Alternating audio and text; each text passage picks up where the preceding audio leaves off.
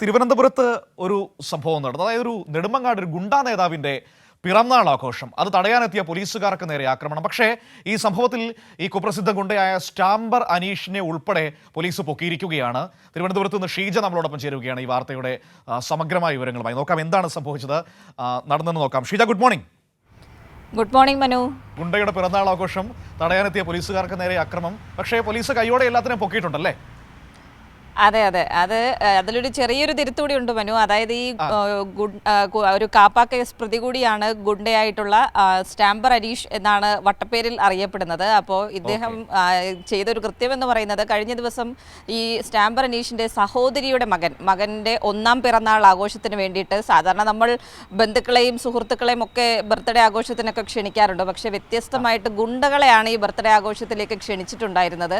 ഒരു 10-20ലധികം ഗുണ്ടാ ലിസ്റ്റിൽപ്പെട്ടവരെ ആയിരുന്നു ഈ ബർത്ത്ഡേ ആഘോഷത്തിന് വേണ്ടിയിട്ട് ക്ഷണിച്ചത്. അത്തരത്തിലൊരു ബർത്ത്ഡേ ആഘോഷം അത് ഇന്നാണ് അവർ നടത്താൻ തീരുമാനിച്ചിരുന്നത്. ഇന്ന് വൈകുന്നേരമാണ് നെടുമങ്ങാട് ഈ ഒരു പിറന്നാൾ ആഘോഷം നടത്തുവാൻ വേണ്ടി തീരുമാനിച്ചിട്ടുണ്ടായിരുന്നത്. പക്ഷേ പോലീസ് കൃത്യമായ രീതിയിൽ അത്തരത്തിലൊരു പിറന്നാൾ ആഘോഷം നടത്താൻ സാധിക്കില്ല എന്നുള്ളത് ഇവരെ അറിയിക്കുകയായിരുന്നു. അപ്പോൾ അതേ തുടർന്ന് പോലീസ് അറിയാതെ കഴിഞ്ഞ ദിവസം, അതായത് ഈ ഞായറാഴ്ച കഴിഞ്ഞ ദിവസം രാത്രിയോടുകൂടിയാണ് ഈ ഒരു പിറന്നാൾ ആഘോഷം നടത്തിയത്. ഈ വിവരം പോലീസിന് ലഭിക്കുകയും പോലീസ് ഉടൻ തന്നെ സ്ഥലത്തെത്തുകയും ചെയ്തു. അതേ തുടർന്നാണ് ഈ കാപ്പ കേസ് പ്രതിയായിട്ടുള്ള സ്റ്റാംബർ അനീഷ് ഉൾപ്പെടെയുള്ള 8 പേരെ പോലീസ് അവിടെ വെച്ച് തന്നെ പോലീസ് കസ്റ്റഡിയിലെടുത്തിരുന്നു.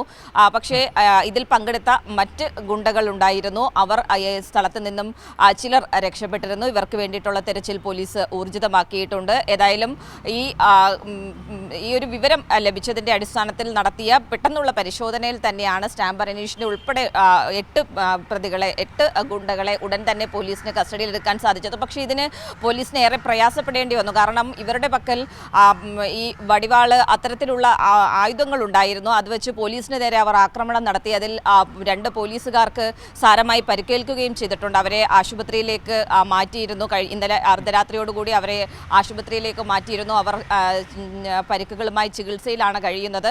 ഏതായാലും ഈ 8 പേരെ ഈ ഒരു ഇത്തരത്തിലൊരു ആക്രമണം അവരുടെ ഭാഗത്ത് നിന്നുണ്ടായെങ്കിൽ പോലും പോലീസ് അവരെ പിടികൂടിയിട്ടുണ്ട്. മറ്റുള്ളവർക്ക് വേണ്ടിയിട്ടുള്ള തെരച്ചിൽ ഊർജിതമാക്കിയിട്ടുണ്ട് എന്ന് തന്നെയാണ് നെടുമങ്ങാട് പോലീസ് അറിയിക്കുന്നതും. മനു, ഈ പരിക്കേറ്റ പോലീസുകാർക്ക് പ്രശ്നങ്ങളൊന്നുമില്ലല്ലോ?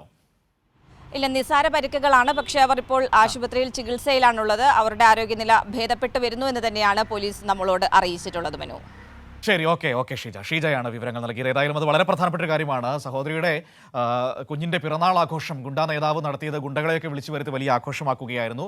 പക്ഷേ അതറിഞ്ഞെത്തിയ പോലീസ് വളരെ വേഗത്തിലെത്തുകയും ഇവരെ കസ്റ്റഡിയിൽ എടുക്കുകയുമായിരുന്നു. പക്ഷേ അവർക്ക് പോലീസിന് നേരെ വലിയ ആക്രമണം അവരുടെ ഭാഗത്തുനിന്നുണ്ടായി. 2 പോലീസുകാർക്ക് പരിക്കേൽക്കുന്ന സാഹചര്യമുണ്ടായി. ചില ഗുണ്ടകൾ രക്ഷപ്പെടുകയും ചെയ്തിട്ടുണ്ട്. പക്ഷേ അധികം വൈകാതെ തന്നെ അവരെ പിടിക്കാൻ കഴിയുമെന്ന പ്രതീക്ഷയാണ് ഇപ്പോൾ നെടുമങ്ങാട് പോലീസ് പങ്കുവയ്ക്കുന്നത്. ഏതായാലും സ്റ്റാംബർ അനീഷ് എന്നാണ് ഗുണ്ടയുടെ പേര്. ഇയാൾ പല കേസുകളിൽ പ്രതിയാണ്. അപ്പോൾ അത് കാപ്പ കേസിലൊക്കെ പ്രതിയായി നിൽക്കുന്ന ഒരാൾ കൂടിയാണ്. അപ്പോൾ വളരെ വേഗത്തിൽ തന്നെ പോലീസ് അവരെ പിടികൂടിയിട്ടുണ്ട് എന്നത് പ്രധാനപ്പെട്ട ഒരു കാര്യം തന്നെയാണ്. ഈ മാരകമായ ആയുധങ്ങളടക്കം എടുത്തുകൊണ്ടാണ് പോലീസിന് നേരെ ഇവർ ആക്രമിക്കാൻ എത്തിയത്. പക്ഷേ സാഹസികമായി തന്നെ പോലീസ് അവരെ പിടികൂടിയിരിക്കുന്നു. ഏതായാലും നെടുമങ്ങാട് പോലീസിന് ആ വിഷയത്തിൽ ഒരു വലിയ സല്യൂട്ട് തന്നെ കൊടുക്കേണ്ടതാണ് നമുക്ക്.